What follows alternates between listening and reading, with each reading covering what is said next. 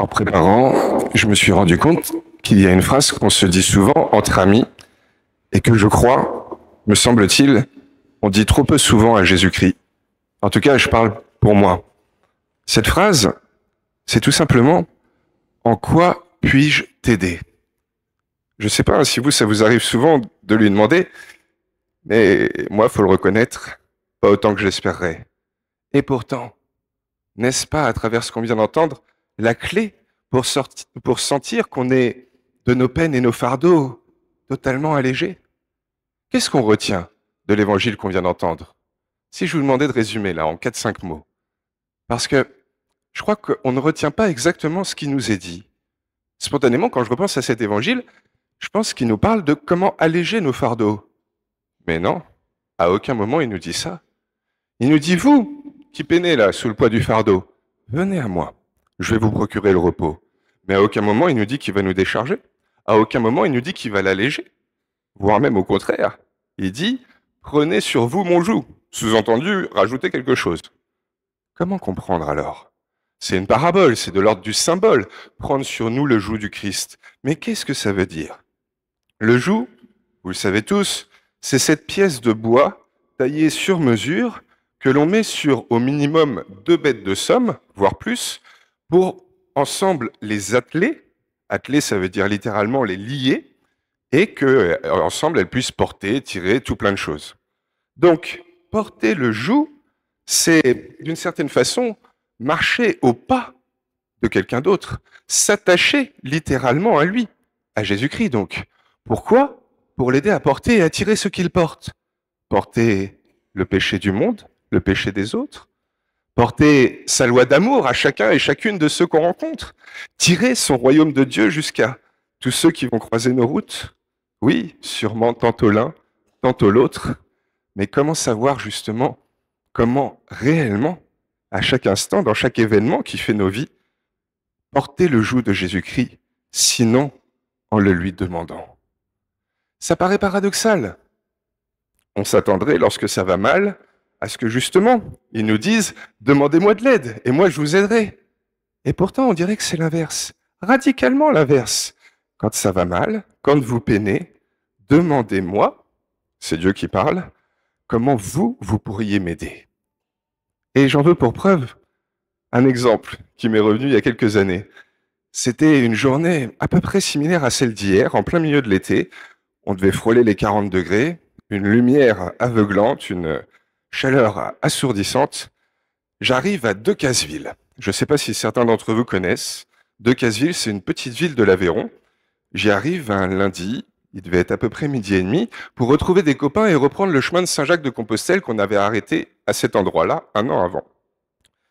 On avait rendez-vous à 13h, 13h05, ils sont toujours pas là.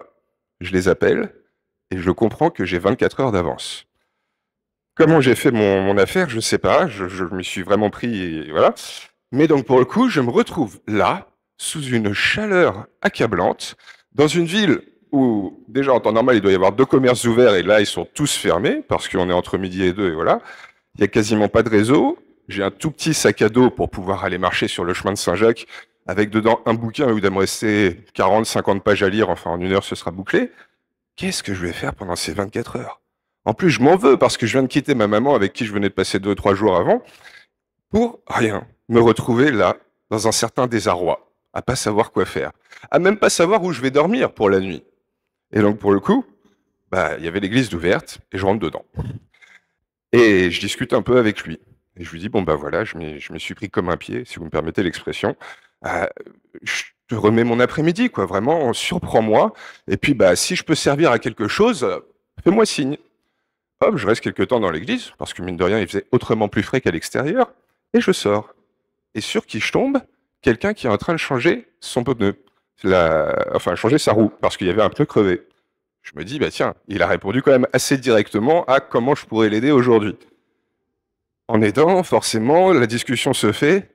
Cette dame, c'était la tenancière de l'hôtel qui était à l'autre bout de la ville. Enfin, à l'autre bout de la ville, ça devait être à 500 mètres. Donc, pour le coup, elle m'a offert une chambre, elle m'a même fait moins 20%. L'après-midi, elle m'a montré où était l'office du tourisme, j'y vais, je tombe sur un artisan qui est en train d'aider à faire la vitrine, Il m'a emmené après visiter des souterrains qui d'habitude ne sont ouverts que pendant les journées du patrimoine. Là-bas, je rencontre des touristes qui ont besoin d'un GPS parce qu'eux, ils n'y arrivent pas et ils m'emmènent aux belles musettes. J'ai passé 24 heures. Génial. Je n'aurais jamais cru que je pourrais vivre ça. J'étais au départ face à un réel désarroi. Je me disais, mais qu'est-ce que je vais faire là? Je ne sais même pas où dormir. Je vais m'ennuyer comme pas permis. Et j'ai passé 24 heures de vacances. Il n'y a pas d'autre mot. Pourquoi? Juste parce qu'au tout début, je lui ai demandé, bah voilà, dis-moi, si je peux aider à quelque chose, je m'en remets à toi. Et en fait, ça, je crois que on est nombreux à l'avoir expérimenté. Dans la paroisse, parmi tous ceux qui sont engagés bénévolement, combien, la première fois, sont venus me rencontrer pour me partager leurs peines, les difficultés qu'ils ont à traverser. Et à la fin de la discussion, m'ont dit, ah, et au fait, si je peux donner un petit coup de main ou quoi, voilà, moi, je suis à votre disposition, n'hésitez pas.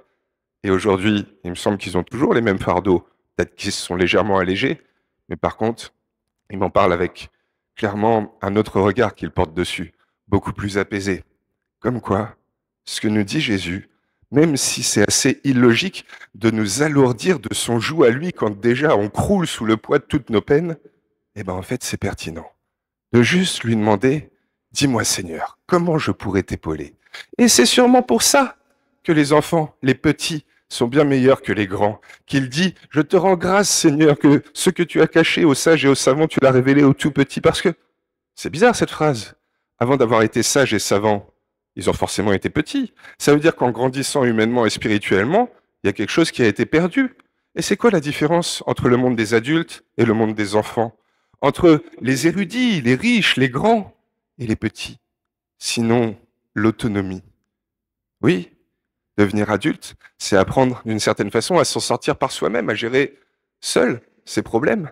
Alors que l'enfant, lui, il sait qu'il est totalement dépendant, qu'il a toujours besoin des autres. Et n'est-elle pas là notre plus grande force, comme le dit si souvent Saint Paul, dans notre faiblesse, dans notre dépendance de chacun, dans notre interdépendance?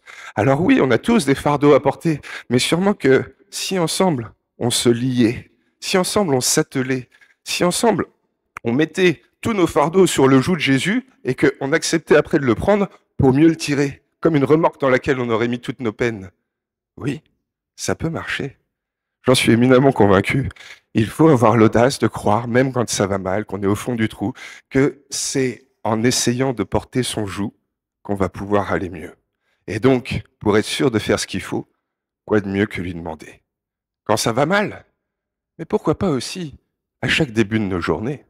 La semaine dernière, je vous proposais que pendant une semaine, on prie le soir avant de s'endormir pour ceux qu'on a du mal à aimer. Essayez de trouver en eux un reflet de Dieu.